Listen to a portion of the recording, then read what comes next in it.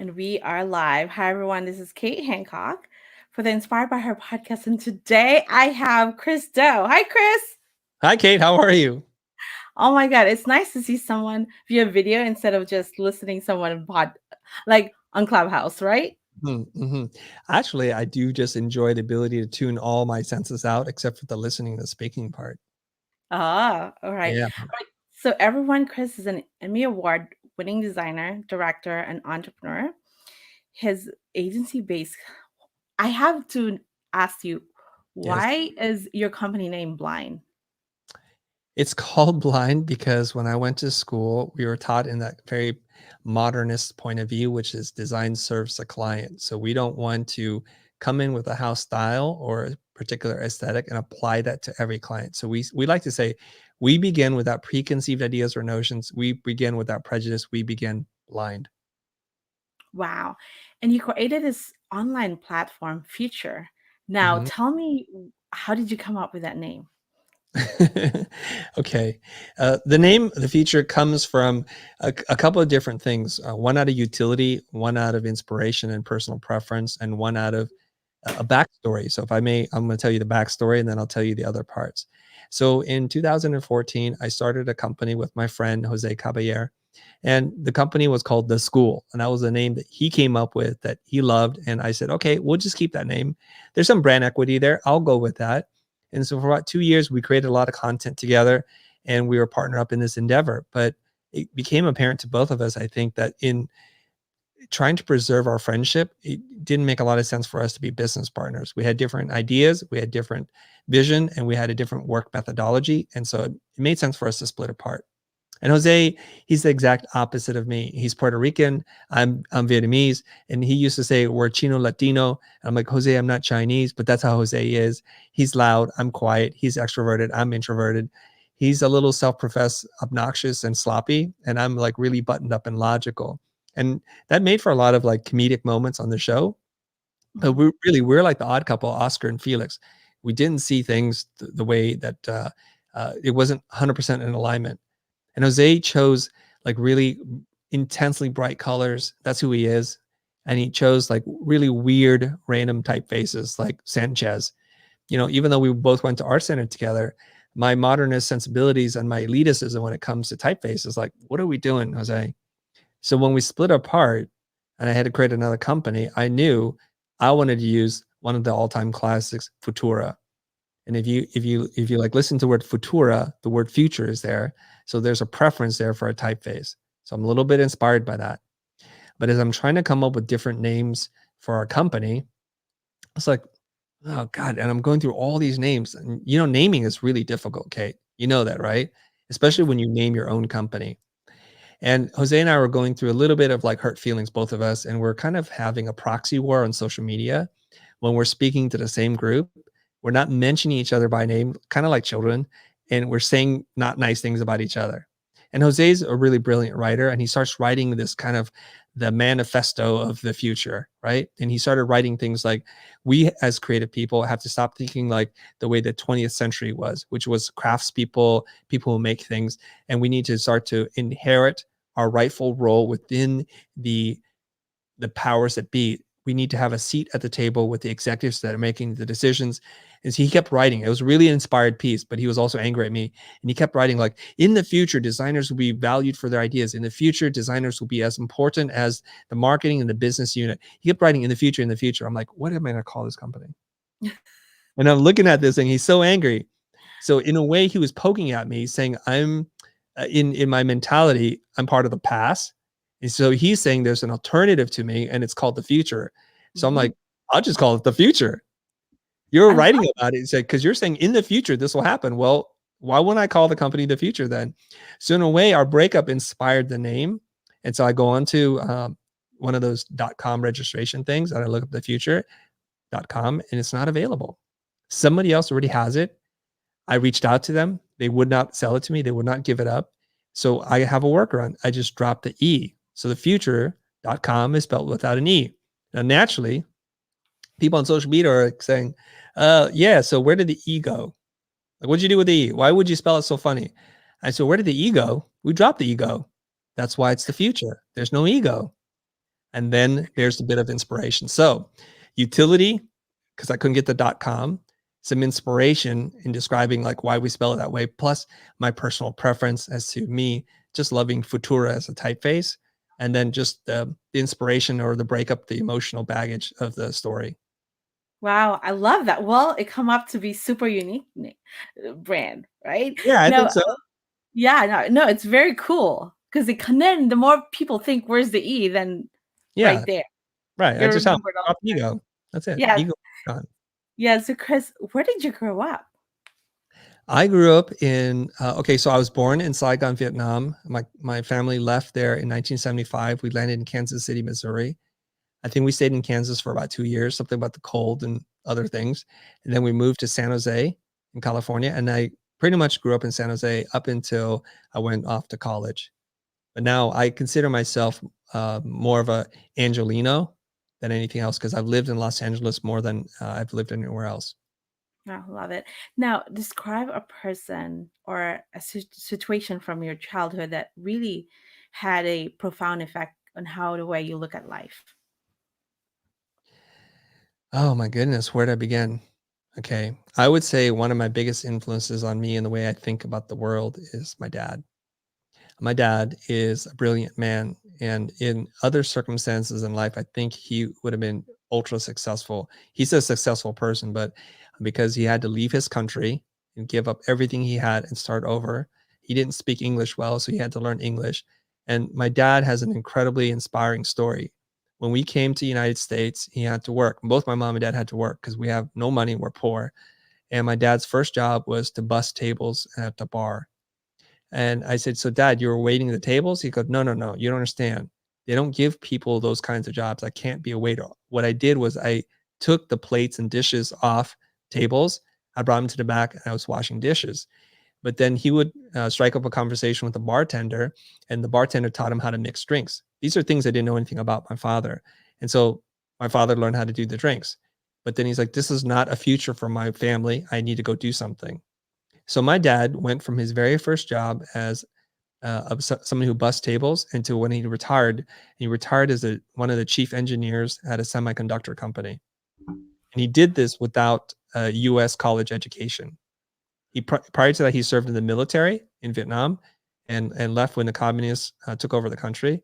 And so I can see that from any station in life, depending on your state of mind, you can ascend to be anything, especially here in America. And he taught me so many things about playing the long game, hard work, no shortcuts, and treating people with the golden rule, which is to treat people like the way you want to be treated. And my dad also, from the old school, if you messed up, you get a whooping. But my dad never hit me. Now, I'm saying that there was always a threat of impending violence if you screwed up, the belt and the stick, but he never had to use it. And what he did instead was he would just lecture me. And we would sit there like every time I screwed up, and I got into trouble a lot as a kid. And I was not the great student, the ideal son. So he would sit me down and he would just lecture me for an hour. And I just remember thinking on several occasions, "Dad, I just wish you would hit me so I can go back to doing what it is because this is brutal." But what he did was he taught me in a way rhetoric, how to talk about things and how to logically arrive at a conclusion. And he's brilliant at it. And I don't think this is something he had training in doing either. So all those packaged together really formed who I was. It took me a long time to appreciate it because there was a period in my life that I was not a fan of my dad. I always felt like I got the short end of the stick. I was the middle child. My older brother got the proper attention. My younger brother got away with murder, and I was that middle child looking for my own identity. But over time, I look back and I think he's the perfect father to raise me to be the way I am. Wow. When is that transformation? When did you realize that yourself?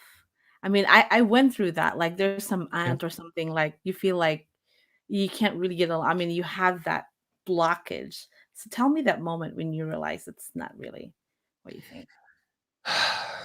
You know, I go through what I think some teenagers go through, especially if you're of an immigrant culture and you just think your parents don't understand anything about how the difficulties of growing up in a new country. There's strange customs and traditions that we have as Vietnamese Americans that don't fit within the other world, and automatically just by looking the way I look, In many cases, I was one of two students who were Asian in a whole school that were predominantly Caucasian, and just being that different, you're just automatically ostracized. And it wasn't a figment of my imagination. It's that people would pick fights with me and bully me and try to make my life hell. And so I was just thinking like that in your country, in our old country, everybody looked like you, spoke like you. So I always felt like, God, there's just no understanding here. Cut me some slack. And so you grow up as a teenager with a lot of angst and anger. And I remember sometimes, I'm not proud to admit this, but I will tell you that at times I thought, man, when I get big enough, I'm not going to like take this anymore. If you push me, I will push you back. And these were like really dark, juvenile, immature thoughts. And I held these thoughts for a while. So when I turned 18, graduated high school, and I went to college, community college, to try and figure out what my life was going to be about. I started to learn like who I was as a human being, not defined by what my parents wanted, not defined by how my peers in high school thought of me, but I get to choose my own path. And I felt so liberated. And I thought to myself, if college were available for younger people, I would have been the first to sign up because you get to pick the classes. The classes are not dictated to you. So I started to find my own voice and find my way in the world. And in that process, and it was a difficult process, I have to admit, an emotional kind of rebirth, that I started to see things much clearer. So instead of being the victimized, oh, the world's so unfair, like why am I the middle child? Why am I the Asian kid in the white neighborhoods? Woe is me, all that self-pity. I just grew up. And in that moment, I think I transformed from being a boy to becoming a man. I know it's super cliche. And it's like right around when I was like 18, 19, and I start to find out who I am as a human being, that I start to realize and appreciate everything, my parents, my brothers, my mom, everything. No, thank you for sharing that. Now, Chris, what was your journey like to get where you are? Mm. The journey is not a linear line. It's full of zigs and zags and some zugs in there. And I'll tell you some of these things because I think it's important for your audience to hear this, is because oftentimes when you see somebody who's kind of popped onto your radar, you become aware of them. You think, oh my God, they've always been this way. And it was so easy. The outcome was inevitable. And in most cases, there's a lot of struggle. There's a lot of heartache, a lot of mistakes and dumb decisions.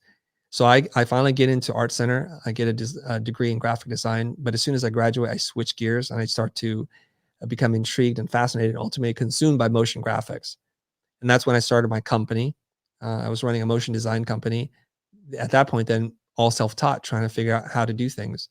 And we started out doing the most basic animations until towards the end of my motion design career, where we're directing live action spots with no graphics in it at all.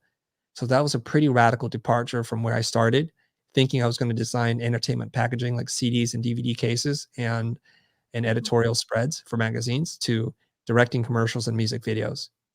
And so each time life presents you a challenge or an obstacle, I think we're all given a choice. Do we go the hard path or do we go the easy path? And in my life, I think more often than not, I've chosen the harder of the two paths because I knew if I can get over that, I become a better human being. And hopefully I increase in my skill and my expertise and experience in ways that ultimately contribute to my longer term growth. So in 2014, I started to make content on YouTube. And this is like almost 20 years into starting the company, 19 years, that I'm going to take another hard pivot. So when my friend Jose invited me to make content on YouTube, like, I don't want to do this. This is not the path for me. I'm making really good money making commercials and music videos for like Madison Avenue advertising agencies. Why would I do this? This is going to threaten or potentially harm my professional reputation as a person working at the highest level.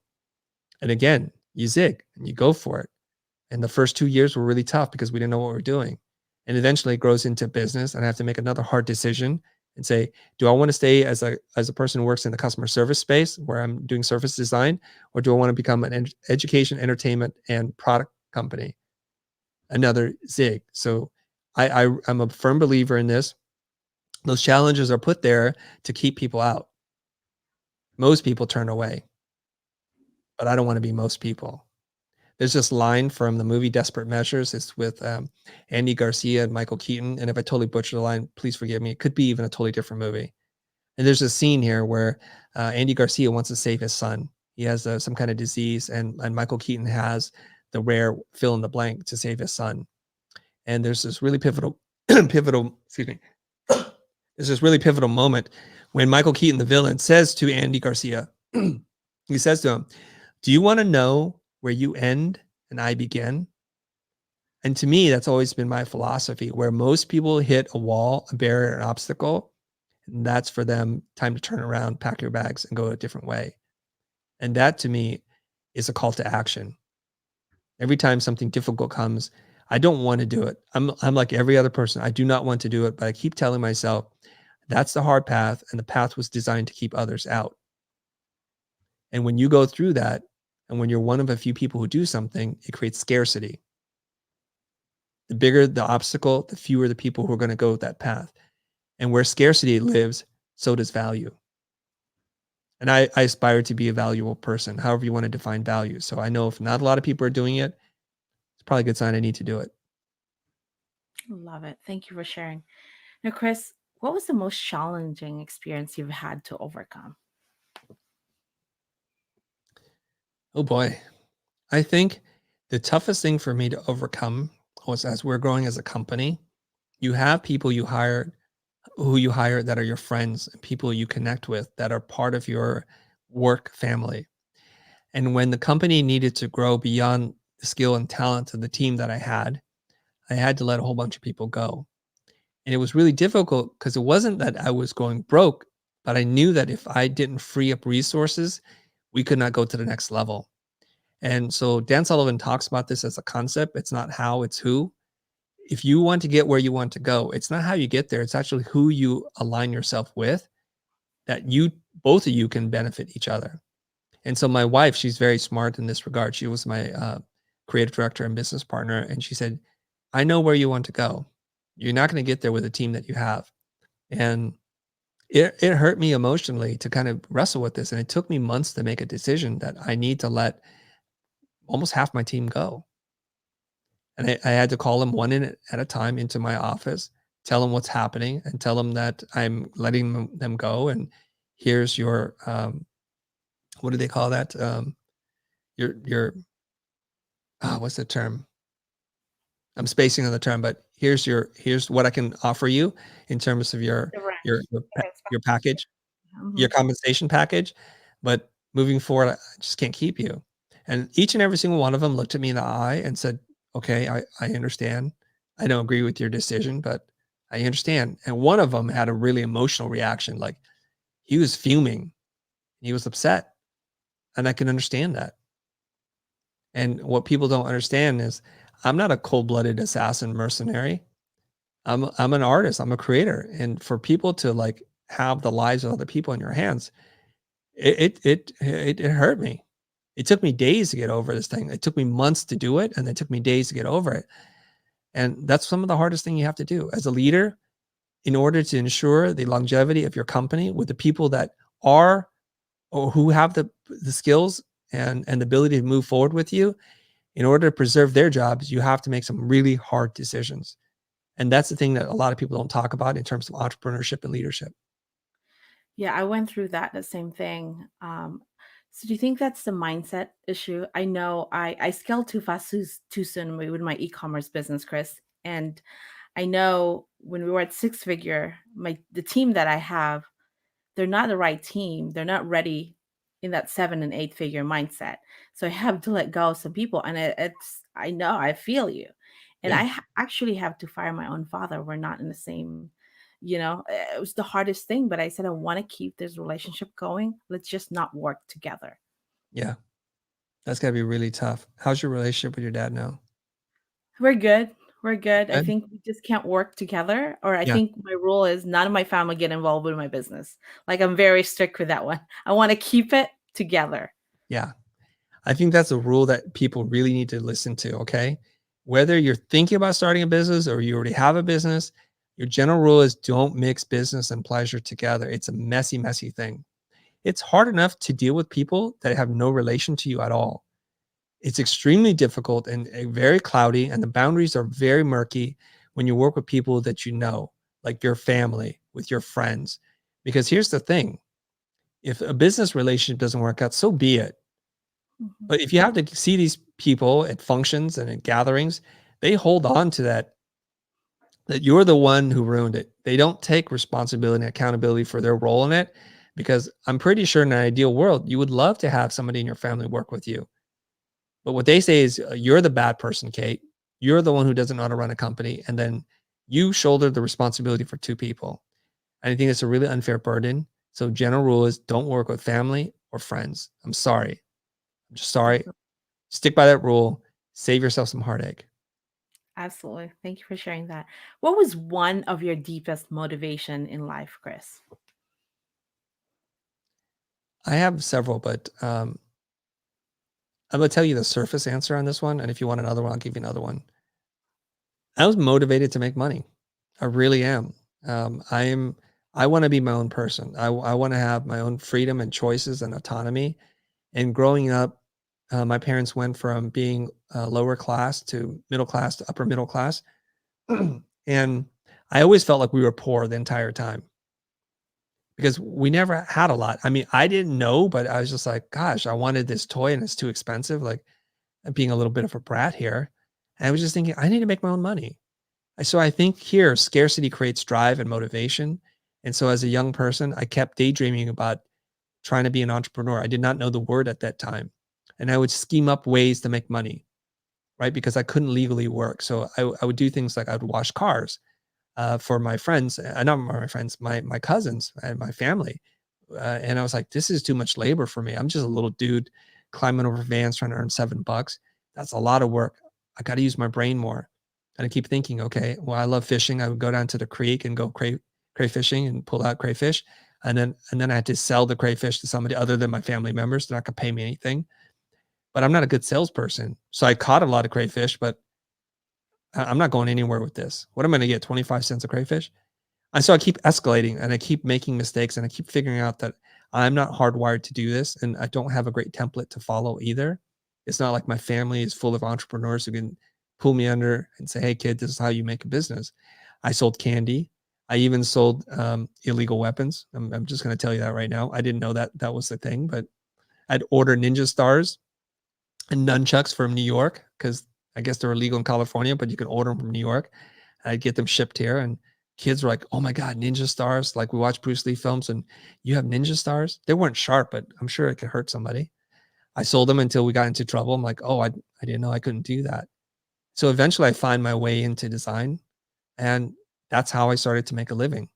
And so I'm really motivated to be successful because I guess from my childhood, I was just thinking, this is what we need to do. This is the opportunity that's in front of us in America. And I want to realize that American dream. That's the surface answer. Thank you for sharing that. Now, can you name a person who has had tremendous impact on you as a leader? Yeah. His name is Kier McLaren. He's been my business coach for, I think, 13 years. I hired him in my 20s when we had some success. And I worked with him for 13 years. And he met me at my office every single week for about an hour and a half.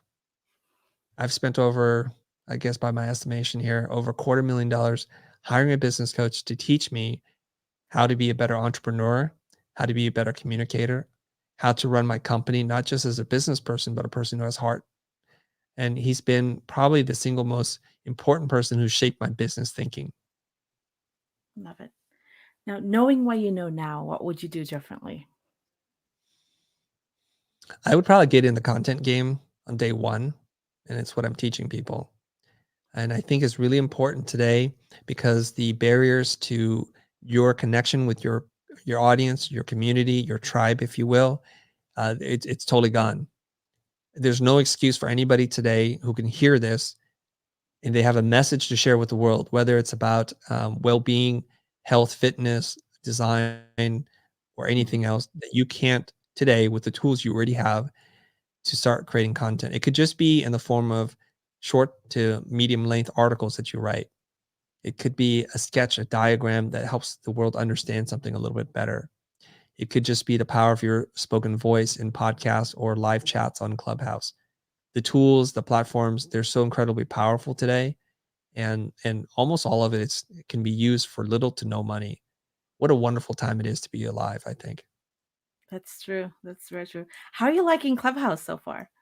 Oh, I'm happy to geek out on that if you want, but I really like Clubhouse. I got into a small little debate on Twitter, and I have to say I'm a new convert from a person who was thinking this thing is dumb.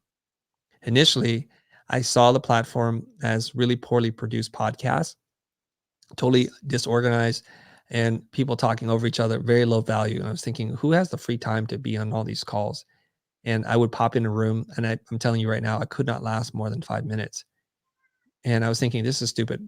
I'm wasting all my time here. But like I said before, just to keep it with a theme, that with every obstacle, there's opportunity. The obstacle is a bunch of yahoos are on Clubhouse trying to do something. The opportunity is don't be a yahoo. Go out there and do something of value to people. So as a teacher, which is truly my deeper motivation, I find that it's really close to the teaching experience I had when I was teaching at Art Center. You can get people together really quickly without doing a lot of organization or work and gather people around a subject and lead a conversation and to invite multiple points of view to talk about something with the purpose of learning, not to sell them some timeshare that you got, not to get them into your click funnel, not to get them to give you via Cash App money to ask you for your advice. Uh, that seems to be using the old models and applying it to a new medium. And I'm kind of excited because we haven't had a new social platform be hot like this for some time. And as a person who's been admittedly pretty late to the social media game, I'm thrilled that I'm on a platform while it's still relevant, and it's been exciting to be a part of. I think there's tremendous opportunities to teach and help other humans. My general philosophy is the more people you help, the more money you're going to make. Absolutely.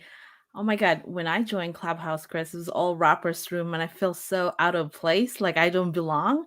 So I actually create that business community because we need to talk about business. So now it totally changed the landscape of the business category, at least. So I'm happy for that. Yeah. See, there's opportunity there if you just look. Yes, absolutely. Now, Chris, what advice would you give to an aspiring entrepreneur? I think you have to get clear on why you want to be an entrepreneur. I think a lot of entrepreneurs see the sexy side, which is I'm going to make a lot of money. Other people are going to do the work, and it's sexy, and I'm in control. So those are all the wrong reasons why you want to become an entrepreneur. Get really clear about what it is you're trying to do in the world. Like, how will you make the world a little bit better? In what space? And that's going to cause you to think about who you serve, your audience, and how you can improve their lives. And it doesn't have to be this gigantic thing. You can make a waterless car wash, whatever it is. You got an idea, and the world wants or is ripe for opportunity to improve, and you just need to do that. Step into that pocket. The guys who started the Method Soap Company, I was reading about it. I think they're two advertising guys, and they're just sitting there thinking like, what can we do that's in the household? They're just looking for a problem.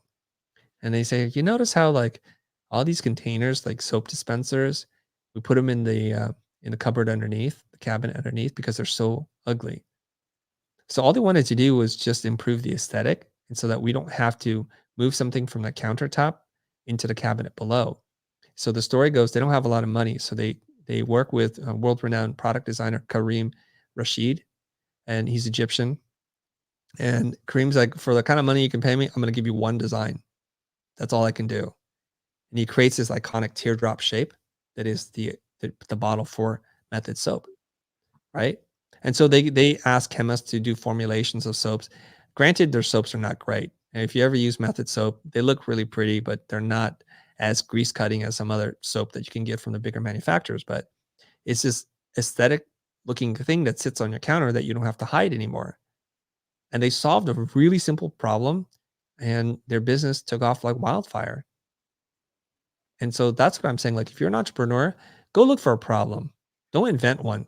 Many problems already exist. Love it. Thank you.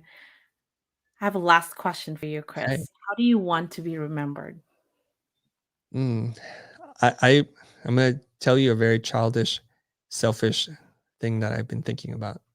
So I taught at Art Center for 15 years, and the thing that really motivates me is to be a really good teacher. And I always had this fantasy, like one day they're going to surprise me as like whether you're the student's choice for the best teacher, and that's an honor that I would want to have.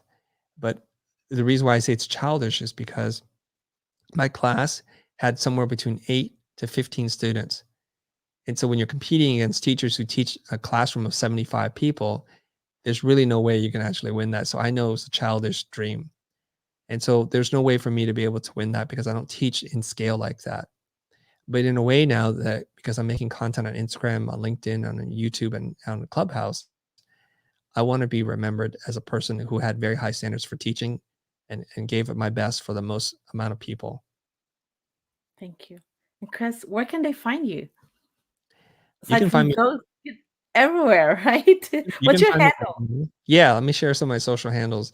If you'd like to find out more about what we're doing or you want to take a look at some of our courses, you can go to the future. It's futur.com, thefuture.com. No E, remember we dropped the E. And I'm at the Chris Do. Do is spelled D-O. You can find me everywhere: Instagram, LinkedIn, YouTube, Clubhouse, Twitter. I try to use that same handle. And I'm just telling you, I'm not so self-important like, oh, the Chris Do, ice roll. It's because Chris Do was unavailable. Like I think like my name, but I couldn't get it.